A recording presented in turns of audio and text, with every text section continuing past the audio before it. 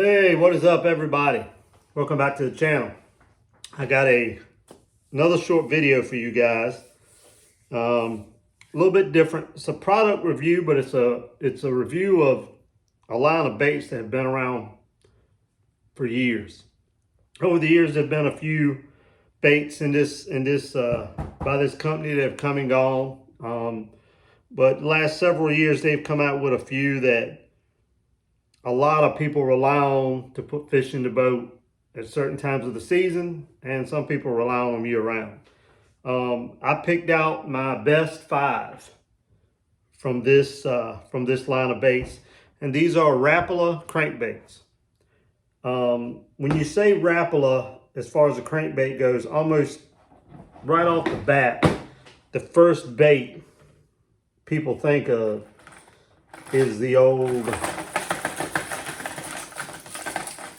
See how long it takes me to shake one of these free. There we go. Is the old Shad Rap. Either number 6, 7, or 8 Shad Rap. And for years and years, that was one of my main Rapala crankbaits. But that's not the case anymore. Part of it is because I think all winters have become so short and so mild that the Shad Rap was always, for me, a crankbait that I would pick out to throw when the water temperature got below 50 degrees. If I was fishing a tournament, or if I was just going out fun fishing and during the fall and winter, early spring, and the water temperature got below 50, it was a no-brainer to pick up a Shad Rap. Honestly, the last few years, I haven't encountered that much time when the water temperature was under 50 degrees. And when it's above 50, I'm going to be honest with you, I've got other baits that I have felt like I caught fish better with once the water temperature got above 50. So I'm going to give you again, these are my top 5 Rapala crankbaits. Rapala, whichever way you say it. And I got them in certain colors so I can show you what all my favorite colors are with these baits as well. The first one I'm going to start out with, from December, January, February, even into early March, is a DT10. This is called Old School. Kind of yellowish pale. I guess they may want to call it chartreuse. To me, it's yellow. It's got a little scale pattern on the back, and it's black. And the other one is just old natural red crawl. Man, in, like I said, December, January, February, and sometimes into March, the DT10 is deadly. When they're pre-spawn and they're staging before they start to move really into the places where they want to spawn, but they're off to the next spot or the next area, like a secondary point before they get to a flat where they're going to spawn, or maybe it's the last main point in the back of a creek before they go to where they're going to spawn. This DT10 has been so good for me over the years when it comes to situations like that. Now, I'm speaking primarily of the lakes and reservoirs in Virginia, North Carolina. And after fishing some on Lake Murray, I believe this would probably be a really good bait at Lake Murray during those times as well. Kerr, Gaston, Smith Mountain Lake, any of those bodies of water, this has always been a bait that's been really good for me. And again, this is the red crawl, and this is the color called Old School. Old School's been a real good color for me in a lot of the Rapala baits that I'm going to show you. But this is the first one. And I'm pretty much kind of going by depth range. I'm not putting them from 5 to 1. I'm just showing you the best 5 as far as I'm concerned. But that's the DT10. The next one is probably one that is everybody's top 2 or 3 crankbaits to throw, and that's the DT6. I don't know if there is a 6-foot crankbait in the 5 to 6 foot range that is as good and catches as many fish as the DT6 does. The big thing with this DT series, it was designed by David Fritz. And maybe if you're new to fishing, you don't know who David Fritz is, but David Fritz has designed so many good crankbaits for so many different companies. Back in the day, he designed them for Pose. He designed them for Rapala. He designed the Berkeley Fritzide for Berkeley. So he has always been someone who, when his name is attached to a crankbait, you know it's a good one. Part of the reason I think the DT series does so well, especially from the DT6 up to the DT, I think it goes up to DT16, may even go to DT20, is the flat sides. It's not a traditional flat side, but compared to a lot of crankbaits, it's got flatter sides. And another thing is this lip. Very narrow, thin lip has a lot to do with it as well. The action on it's very tight, and it gets down to its depth range pretty quickly, and it stays in that depth range for a while. So the DT6 has got to be probably one of the most relied on crankbaits in the 5 to 6 foot range that there is. This is the color called Demon, and this is Caribbean Shad. Both really, really good colors. This is a good, more stained, muddier water color, and this is a good spring crawl color. Now, me personally, I have always done better with the red crawl over the Demon, but a lot of people like the Demon. But that's the DT6. The next one is the DT4. Now, this is the one bait in the DT series that's kind of unique. It's kind of different. It's one of the only ones, and I don't know how many Rapala crankbaits they made with a rattle, but the DT4, whether people really know it or not, has a very faint 1 BB rattle in it. I don't know why they chose to put it in this, unless it's because it's more of like a square bill type. But this DT4, this is the blue herring color, and this again is the red crawl. This has been probably one of the best 3 and 4 foot shallow runners that I've used over the years. Now, I have come across a few baits the last couple of years from Black Label that I tend to lean on more. But if I can't get bit on those, I will usually pull one of these out and give it a try if it's the kind of area to me I think will really, really work well. As far as a 3 and 4 foot crankbait, all these baits for me are cranked on 12-pound Berkeley big game with a 5:4 to 1 gear ratio reel, every one of them. But this is the DT4, and again, this is the blue herring color, and this is the red crawl. And like I said, it does have a rattle in it, very, very slight, but you can definitely hear it.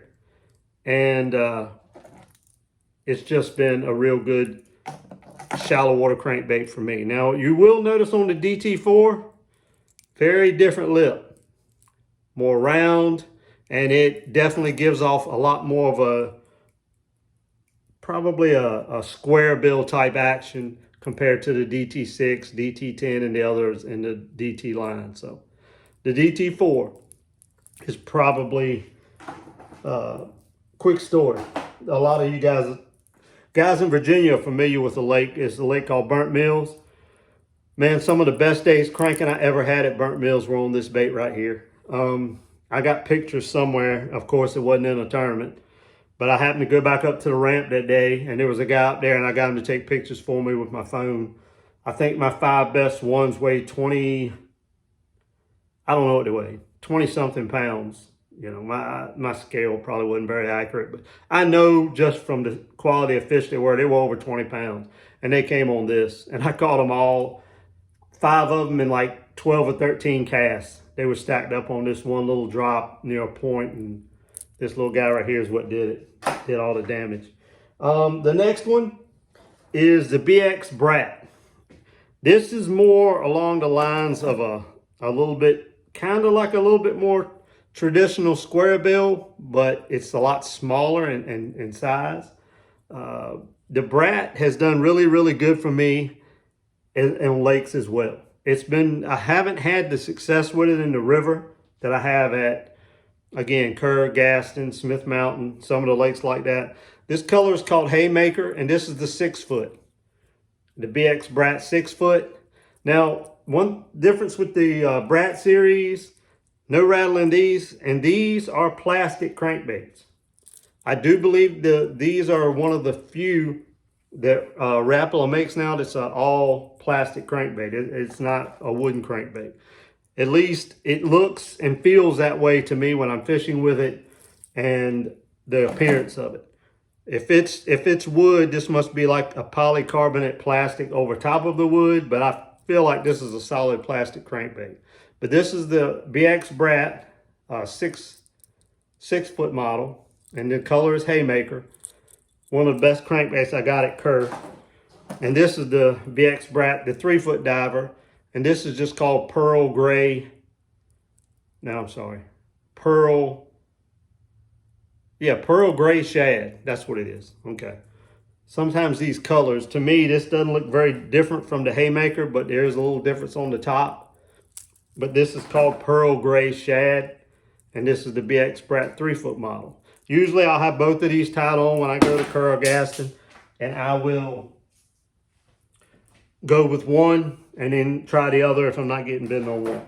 The last one is one that I have really gotten so much confidence in the last couple of years. And it's actually done good for me in the river. It's done good for me in the lake. It hasn't seemed to matter. This is just a fish catching bait. And it is the OG Tiny, and this is the 3-foot version. On 12-pound line, it'll go about 3.5 feet. This is citrus shad. This is by far the best color I've used. Every river I've thrown this in, I've caught fish on it. At Bugs Island, Kerr, Gaston, again, the 2 lakes I probably fished the most. This bait has always been a really good bait for me. This is the Rapala or Rapala OG Tiny. This is the citrus shad. This is a color that's called Bad Shad, more of a traditional shad color, a little purple, almost like a blue purple, and a little yellow on the sides, and a little more of the blue on the bottom. And this again is the traditional red crawl. Those are the 5 Rapala crankbaits that I rely on more than any other. Usually, at some point during the year, I've got 1 or 2 or sometimes 3 of these tied on. I have about 5 brands of crankbaits that I use. I'm actually going through a process now. I'm trying to eliminate stuff off the boat and get rid of things that I'm not throwing as much as I used to, and then I'm just kind of hauling them around. I ain't really fishing with them much anymore. So some of the other stuff may be coming out of the box, but those 5 baits are baits that I lean on a lot during the year. I just wanted to touch a little bit on each one of them, do like a little review on them. Let me tell you one thing about a Rapala. Especially, I don't know why in the DT6 more than the others. If you get grass on these things when you're fishing with them, it's not a good idea to take it and smack the bait to try to get the grass off. You know how you reel up about 6 inches, a foot from the end of your rod, and you smack the water to get the grass off? These lips don't like that. They catch a lot of fish, but they're not the most durable crankbaits there are, especially the DT6. I haven't had so much issue with some of the other ones, but that DT6, man, is known for that. Those lips will break off at nothing. If you're cranking a lot of rock, sometimes the Rapala, the paint, they don't hold up as well when they're banging off a lot of rock, that kind of thing. So keep that in mind, except for the Brat. Brat's like a little SUV, like a little ATV, man. You can throw that thing and it'll bounce off, come off anything. Just got to change a lot of hook. So that's it. I'll have another video for you guys really soon. I've got to get in the boat. I have not got to go fishing in about 3 weeks, and it's kind of sucks. Y'all know I hit a deer with my truck. It's getting fixed now, and I'm going to hopefully get out on the water soon.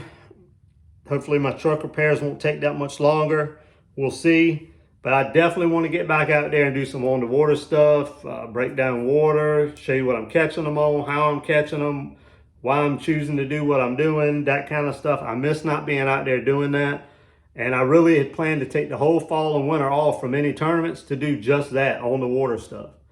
and I hit that deer, and that's kind of pushed me back a little bit with that. But soon I'm going to be getting into that, and I enjoy doing that, and I'll be back on the water soon doing that. So thanks for all the new subscribers, all the comments and feedback. If you're new to fishing and and bass fishing, and you're not familiar with any of these Rapala baits, any kind of bait, any kind of technique, shoot me a question in the comments. A lot of you guys have been doing that lately. I answer them to the best of my ability, or at least try to steer you in a direction where you can find the answer you're looking for. And I appreciate y'all watching, and I'll see you on the next video. Thanks a lot.